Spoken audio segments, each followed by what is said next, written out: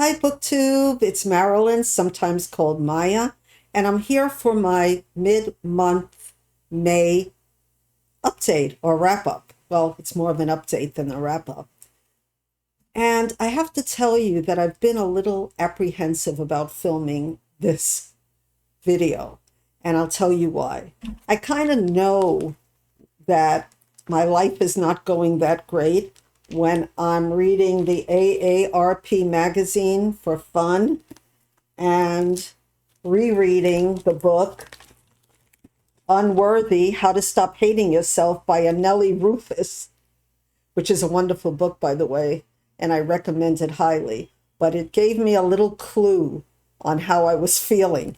And, nothing terrible has happened this month. I'm doing well for 72. I went to, I haven't been out that much, but I went to my physical therapy. I took a walk. I had a nice Mother's Day. Yeah, that's how anxiety, depression is. There's nothing that's really causing it, but something is going on. And I had to do a little bit of investigation to see how I'm doing, to do a little head check, heart check. I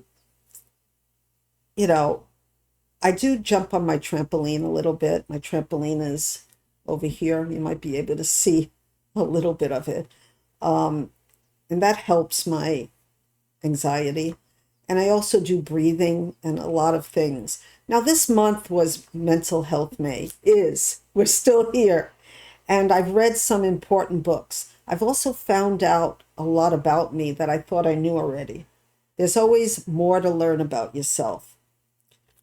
I've also had dental work again yesterday, so my mouth is a little sore.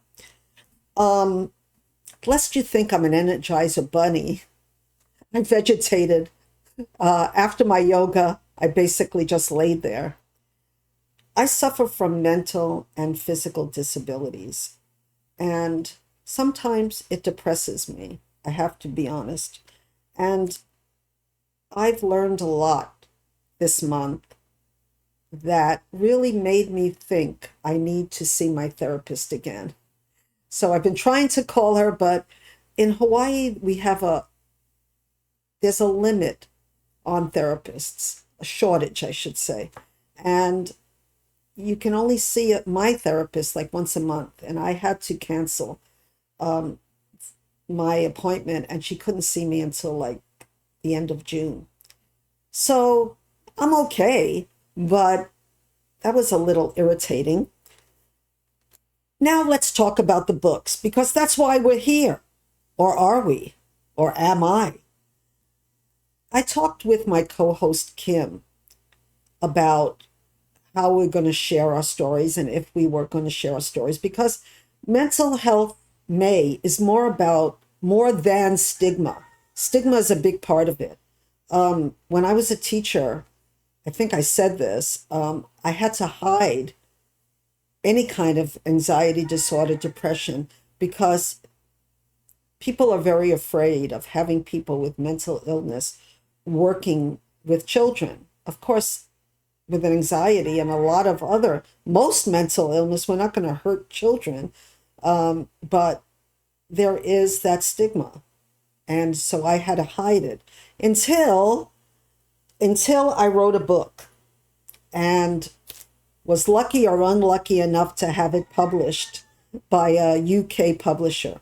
And I never really talk about my book or read from my book because I had it taken out of print. But this month, I kind of pulled it out and I wanted to show it to you.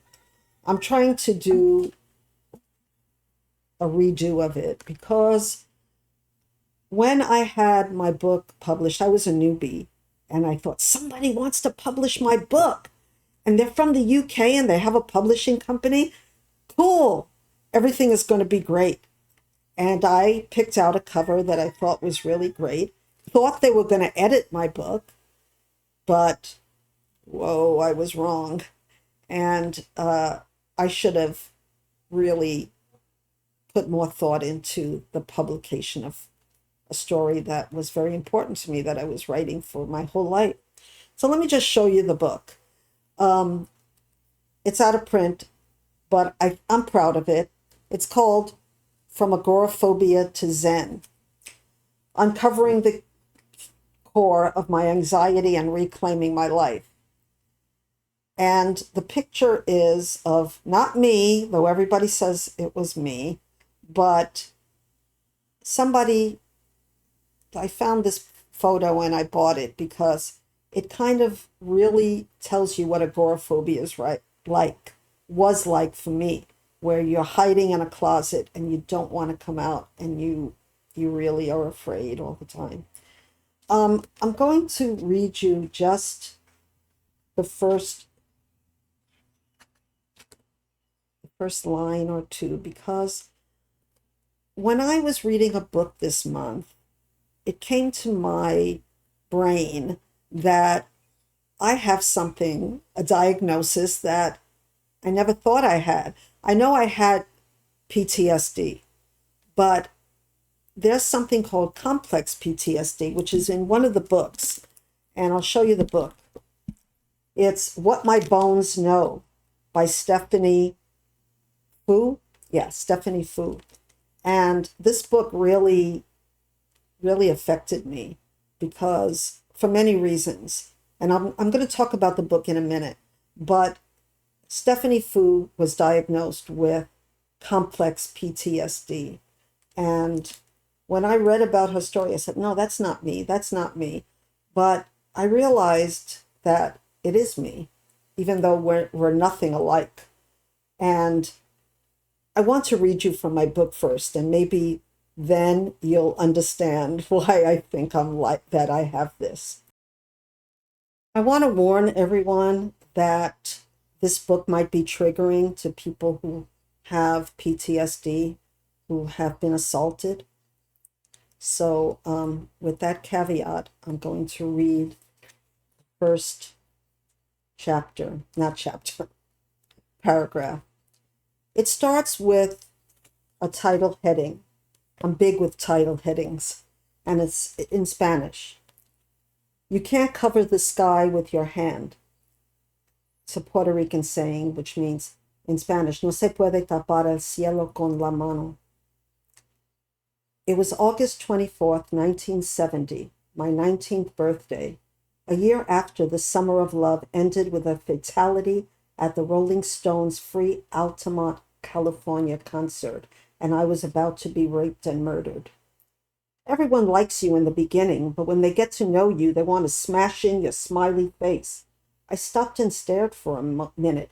Had the fool actually said something meaningful? I was so giddy to be rid of my husband, Jose, that I carried his suitcase 6 blocks to the 18th Avenue train station in Bensonhurst, Brooklyn. Before this, I was barely listening. You know I love you. Why'd you make me hurt you? Blah, blah. He was referring to the last Saturday when I gave him a jar filled with my homemade potato salad for dinner. I was partying in Central Park with my friends, picking up my daughter at my mother's afterwards. He ate the damn thing before tossing the empty jar at me with such force it barely missed Elena, my daughter, in her baby carriage. How dare I not serve him a proper meal at the table, and in a jar yet, and where was I all day? With Frenchie? He had stolen my diary during our last breakup and read, "The business with Frenchie is over." Was I still seeing Frenchie? I didn't respond until he said, "All you care about is reading and eating. All you care about is pot and standing on the corner, rain or shine, with your worthless friends." I'm sorry, I kind of read more than I wanted to because it brought back a lot of memories of that time. But, you know, as I was reading it, I realized, hey, this is not half bad, which is a good thing because when I'm feeling down, I sort of say, this book is not worth anything, even though it got good reviews, blah, blah, blah, as I said in the book. But yeah, you can see why, and this is not even all of the trauma that I went through in my life. So I came to the conclusion this week, and I'll put my book down and pick up her book, that I suffer from complex PTSD, not just PTSD, not just a panic disorder, not just an anxiety disorder. And just to tell you a little bit about my background, because you already know, the people that know, they know that my mother had what they called manic depression, and she was in like every hospital in New York City. And that I was an anxious child before this happened, before that sentence that I read you that blew up my life at the time. I had anxiety. There were reasons. So complex PTSD is trauma that's perpetrated over and over, or my parents never beat me like Stephanie Foo's parents did. They didn't abandon me like her parents did. And I didn't act out in anger, or so I thought until I read this book. Now, what my bones know is a story about her life. And she is a journalist. She really did well with her life, considering all the things that happened to her. I don't think I could have, well, I didn't do as well as she. She became a journalist. She became famous. And this book tells her story. It's also a story, she was born in Singapore of Chinese parents. And it's also a story of generational trauma. And I can relate to that too, being a granddaughter of some Holocaust survivors. And also on my other side, my father being another diaspora of Puerto Rico. So I believe there is a thing called generational trauma, and she goes into that too. Did I love this book? No, I didn't love it.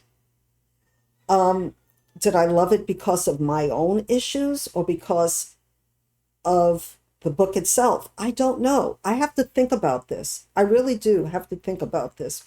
So all I'll tell you is that it starts out and she's really in the story, and you're in the story, and you're in the abuse, and it can be triggering.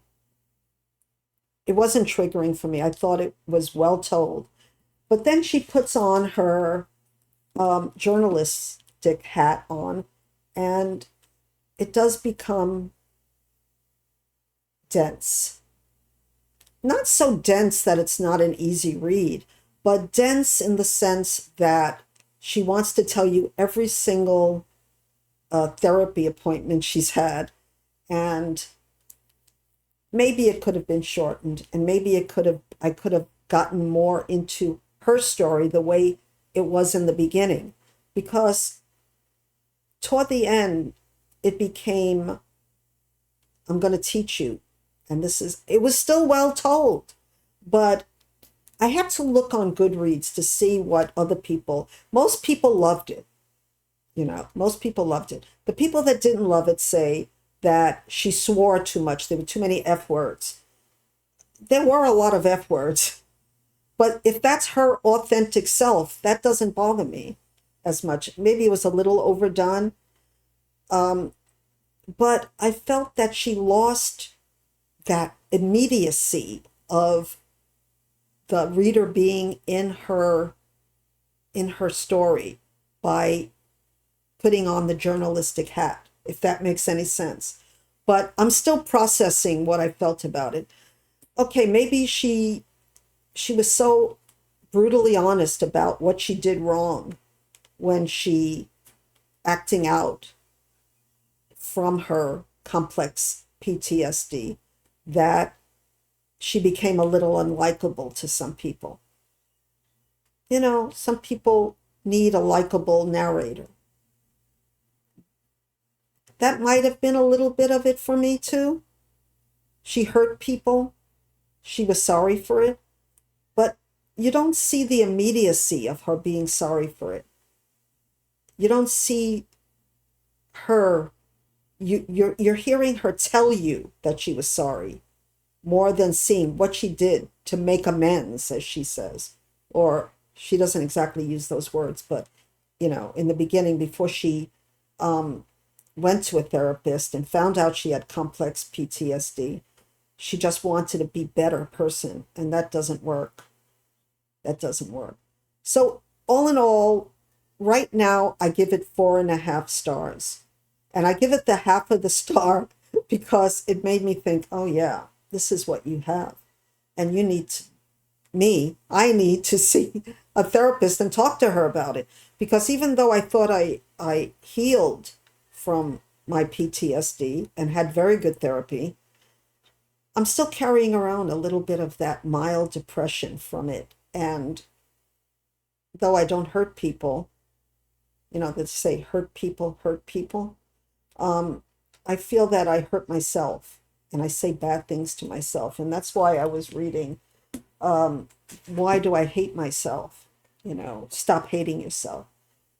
Okay, so what else did I read? First, you know, lest I be amiss in my co-hosting duties, wrong book. I have to say, have you read our readathon, our read-along book? Maybe you should talk to someone. It's by Lori Gottlieb, and I'm not going to rate it right now because I'm almost done with it, and I do need to process it. It's small chapters. It's what it says on the tin. A therapist, her therapist, and our lives revealed. I like her. I really like Lori Gottlieb. I think the book is overly long. Did I say that already about other books? Yeah. But in this book, I really feel she wanted to show like every story. And she says that these are all real stories. But she wanted to tell every story of, you know, she has the older person who was abused as a child or had a hard childhood or did something wrong. And I was looking back in their life. She has the a-hole of a movie writer who is really mean to her in the beginning, and she wants to keep on trying to find out what's it really about, what's his problem really about. She has a woman who has cancer. I mean, it's a lot of stories here. I think she does it well, and it's never too dense, it's never too preachy, but there's a lot to learn in here. A lot of stuff I knew already. I'm not going to talk about it until Kim and I discuss it. We're going to have, hopefully, a Zoom call and talk about this at the end of the month. She's still reading it. So what else have I read? I read a really good book that I can really recommend to people who suffer from anxiety, and it's called On Edge. I talked about this before. It's A Journey Through Anxiety by Andrea Petersen. And she went through almost everything that I went through without the, and here I am going to be feeling sorry for myself because I was brought up in the 50s and I didn't have the money to heal as much as she did. I didn't have the happy family. And I didn't have the medications. So I kind of related to her so much and yet felt a little jealous of her at the same time. She can go to all of the healing places that I wanted to go to. I'm going to tell you a short story. In the 80s, I was going through a really bad period. I was hospitalized for anxiety and postpartum depression. My husband I found out he was seeing another woman, and it was very devastating to me with a newborn baby, and I was hospitalized, and the only thing I wanted was to go to a spa. So I got the book out, the spa book. It's not relevant anymore, so I won't really talk about it. But that book comforted me. It was soothing to me because I imagined myself going to all these places, Rancho La Puerta in Mexico, and the Golden Door even.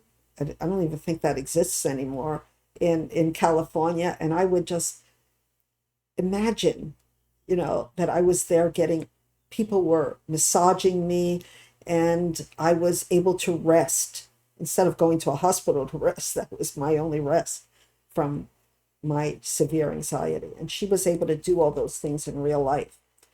So I did feel a little jealous of her, but at the same time, we had so many of the same experiences that I loved this book. And I liked her. I really did. I liked her. And she goes into